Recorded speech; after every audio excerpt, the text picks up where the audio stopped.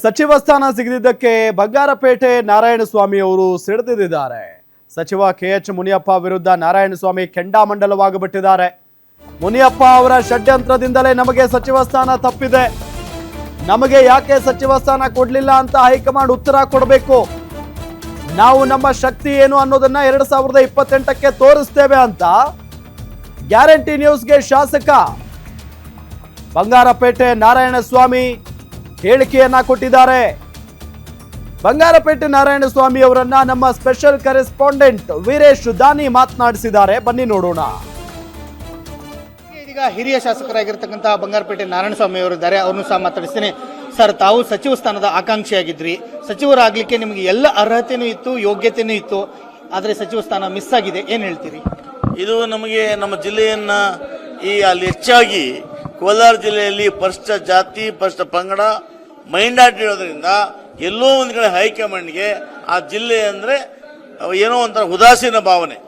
ಅದು ಕೂಡ ಈ ಬಾರಿ ಅಂತೂ ಕೂಡ ನಾವೆಲ್ಲ ಒಗ್ಗಟ್ಟಾಗಿ ಮನವಿ ಮಾಡಿದ್ರು ಕೂಡ ಸರಾಸಗಟಾಗಿ ನಿರ್ಲಕ್ಷ್ಯ ಮಾಡಿರ್ತಕ್ಕಂಥದ್ದು ಇದು ಹೈಕಮಾಂಡ್ ದೌರ್ಬಲ್ಯ.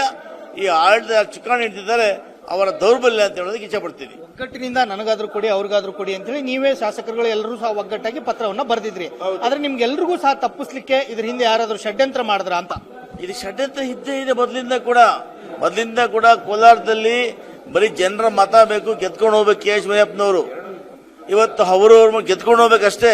ಅದು ಬಿಟ್ರೆ ಕೋಲಾರ ಜಿಲ್ಲೆಯಲ್ಲಿ ಯಾವುದೇ ಕಾರಣ ಕೂಡ ಬಲಗೈ ಸಮುದಾಯ ಅಧಿಕಾರಕ್ಕೆ ಬರಬಾರದು ಅನ್ನೋ ಅಜೆಂಡಾ ಅವ್ರದ್ದು. ಅಜೆಂಡಾವನ್ನು ಯಾವತ್ತು ಪಾಲನೆ ಮಾಡೇ ಮಾಡ್ತಾರೆ ಅವರು. ತಾವೆಲ್ಲರೂ ಸಹ ಒಗ್ಗಟ್ಟಾಗಿ ಇವತ್ತು ಸಭೆಯನ್ನ ಮಾಡಿದ್ರಿ. ಸಭೆಯ ನಿರ್ಣಯದ ಮೂಲಕ ತಾವೇನಾದ್ರೂ ರಾಜೀನಾಮೆಯನ್ನ ಕೊಡ್ತೀರಾ ಅಥವಾ ಹೈಕಮಾಂಡ್ ನಾಯಕರುಗಳಿಗೆ ಏನಾದ್ರೂ ಮನವಿ ಮಾಡ್ಕೋತೀರಾ? ಸರ್, ನಾವು ಮನವಿ ಮಾಡೋದೇ ಇಲ್ಲ ಸರ್, ನಮ್ಮ ಒಗ್ಗಟ್ಟಿದೆ. ಅವರನ್ನ ಕರೆದು ನಮ್ಮ ಪರಿಹಾರ ಮಾಡಬೇಕು. ನಾವು ಪಕ್ಷಕ್ಕೆ ಮೋಸ ಮಾಡಿಲ್ಲ. ನೀವೇನೂ ಮಾಡದಿದ್ರು ಕೂಡ ನಮ್ಮ ಕ್ಷೇತ್ರದಲ್ಲಿ ಕಾಂಗ್ರೆಸ್ ಇಲ್ದಿರೋ ಕಡೆ ಕಾಂಗ್ರೆಸ್ ಹುಟ್ಟಾಕಿ ಪಕ್ಷ ಕಟ್ಟಿದೀವಿ. ಇವತ್ತು ಪಕ್ಷ ಕಟ್ಟಿರೋದು ನಿಮ್ಗೋಸ್ಕರ ಅಲ್ಲ. ಆಮೇಲೆ ಮತ ಆಗಿರೋದು ನಮ್ಮ ಜನ ನಮ್ಗೆ ಮತ ಆಗಿರ್ತಕ್ಕಂಥದ್ದು. ನಮ್ಮ ಜನ ಹೊರತುಪಡಿಸಿ ನಾವ್ಯಾಕೆ ರಾಜೀನಾಮೆ ಕೊಡಬೇಕು? ಎಲ್ಲ ಶಾಸಕರು ಒಗ್ಗಟ್ಟಾಗಿ ತಮ್ಮ ವರ್ಚಸ್ಸನ್ನು ತೋರಿಸ್ತೀರಿ ಅಂತೀರಾ? 100% ತೋರಿಸ್ತೀವಿ, ಎರಡು ಮಾತಿಲ್ಲ ಅದರಲ್ಲಿ. Thank you. ಇದಿಷ್ಟು ನಾರಾಯಣಸ್ವಾಮಿ ಅವರ ಮಾತುಗಳು. ನಮಗೆ ಸಚಿವ ಸ್ಥಾನ ತಪ್ಪಲಿಕ್ಕೆ, ಕೋಲಾರ ಮತ್ತು ಚಿಕ್ಕಬಳ್ಳಾಪುರ ಕ್ಷೇತ್ರಕ್ಕೆ ಸಚಿವ ಸ್ಥಾನ ತಪ್ಪಲಿಕ್ಕೆ ಏನು ಮುನಿಯಪ್ಪ ಅವರು ಲಾಬಿಯನ್ನ ಮಾಡಿದ್ರು, ಷಡ್ಯಂತ್ರವನ್ನು ಮಾಡಿದ್ರು ಅನ್ನೋ ಒಂದು ಆರೋಪವನ್ನು ಮಾಡ್ತಾ ಇರುವಂತದ್ದು. ಕ್ಯಾಮರಾಮನ್ ಅಜಯ್ ಜೊತೆ ವೀರೇಶ್ ದಾನಿ, ಗ್ಯಾರಂಟಿ ನ್ಯೂಸ್, ಬೆಂಗಳೂರು.